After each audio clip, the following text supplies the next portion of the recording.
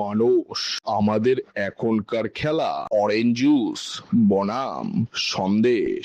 একদিকে অরেঞ্জ জুসের টিমে আছে বারটেন্ডার, আলুর দম, ভ্যান চালকের দল, মিকি মাউস, রেনডিয়ার।